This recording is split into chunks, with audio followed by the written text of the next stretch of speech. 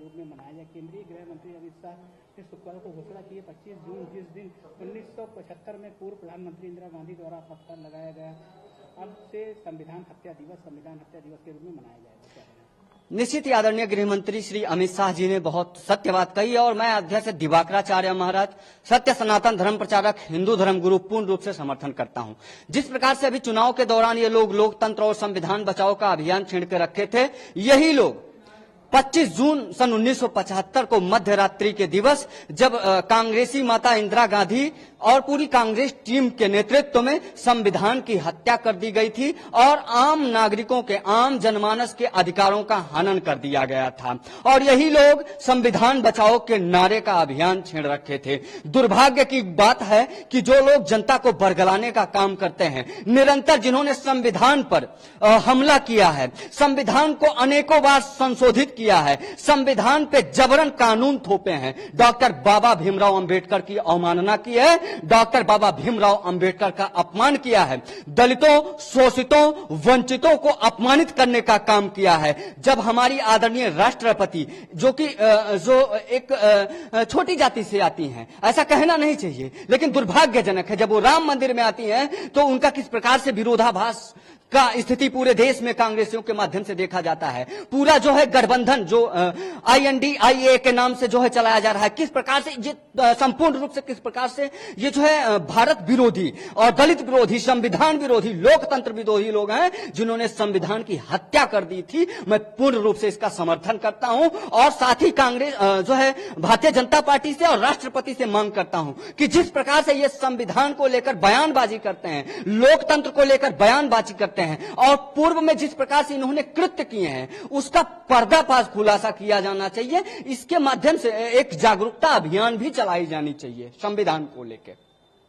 1975 जिस दिन आपातकाल लगाया गया था, संविधान हत्या दिवस के रूप में मनाया जाएगा। केंद्रीय गृह मंत्री अमित शाह का कहना है जिस दिन 1975 के पूर्व प्रधानमंत्री इंदिरा गांधी जी ने आपातकाल लगाया गया था, अब से संविधान हत्या दिवस के रूप में मनाया भी जाएगा। क्या कहना? देखिए, वो हत्या दिवस किस रूप में है, इसे सबको जानना पड़ेगा। कौन कौन सी ऐसी घटनाएं हुई हैं, सारी घटनाओं का प्रदर्शन करना पड़ेगा कि ये घटनाएं हुई हैं जिससे कि हमारे देश की स्थिति कितनी कमजोर हुई और किन लोगों के साथ अन्याय हुआ, किन लोग, कितने जितने भी नेता थे सब बंद कर दिए गए थे।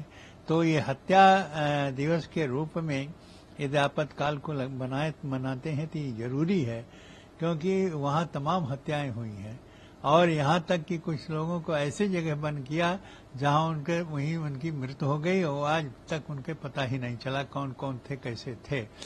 तो यह जो हत्या दिवस मना रहे 25 को हत्या दिवस के रूप में मनाएंगे, वो बहुत अच्छी बात है, देना चाहिए। देश दुनिया और कम से कम हमारे देश के लोग जाने कि एक स्थिति यह भी रही हमारे देश की और किस प्रकार से संविधान की हत्या हुई है। तो हत्या संविधान के हुई, जबरदस्ती सबको पकड़ करके और इस तरह से ले जाके बंद किया गया, तो वह हत्या दिवस ही मूल रूप से मनाया जाना चाहिए था। और इसको सोच विचार करके जो ये सरकार वर्तमान समय में जो 1975 में इमरजेंसी लगा करके और लोगों को अन्याय उनके साथ किया गया था, वही रहा यह संविधान की हत्या। उसी हत्या के रूप में अब सरकार मनाने जा रही है, जो बहुत अच्छी बात है। सबको पता चलेगा कि किस प्रकार से हमारे देश की संविधान की हत्या यह कांग्रेस सरकार में किया गया है, उसको उजागर करेगी और उससे सारे देश को जानकारी होगी और यह करना भी जरूरी रहा।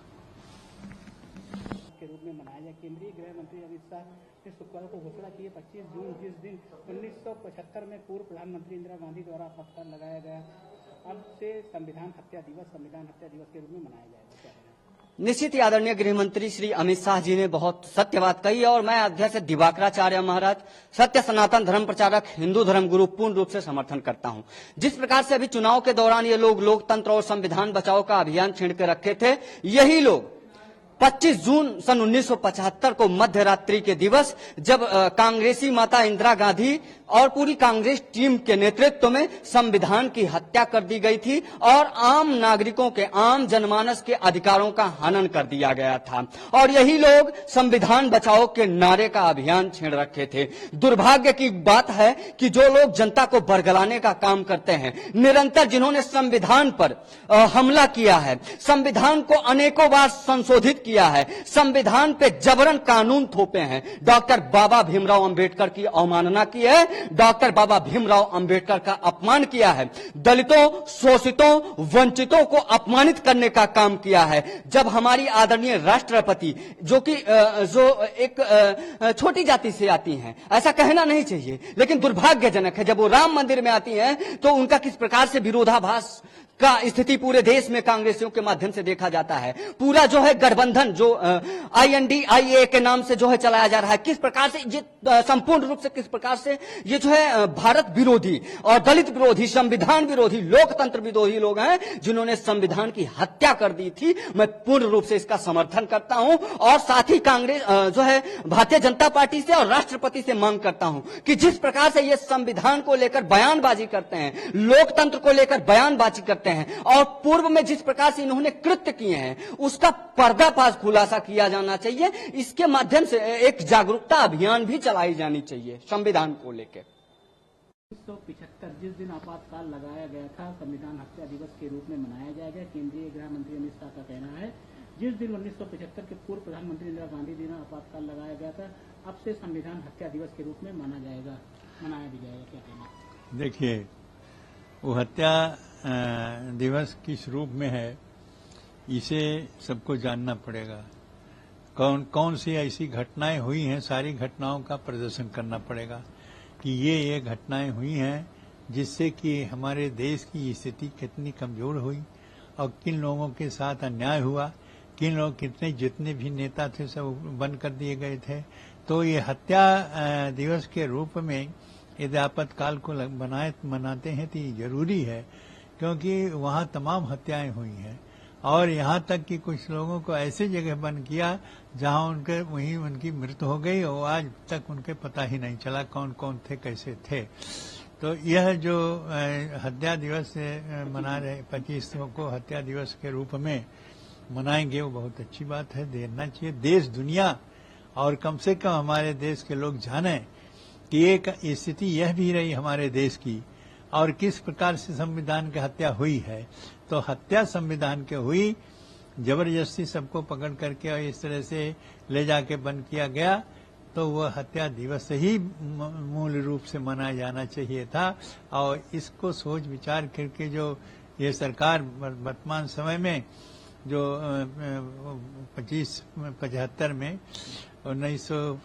में इमरजेंसी लगा करके और लोगों को अन्याय उनके साथ किया गया था, वही रहा यह संविधान की हत्या। उसी हत्या के रूप में अब सरकार मनाने जा रही है, जो बहुत अच्छी बात है। सबको पता चलेगा कि किस प्रकार से हमारे देश की संविधान की हत्या यह कांग्रेस सरकार में किया गया है, उसको उजागर करेगी और उससे सारे देश को जानकारी होगी और यह करना भी जरूरी रहा।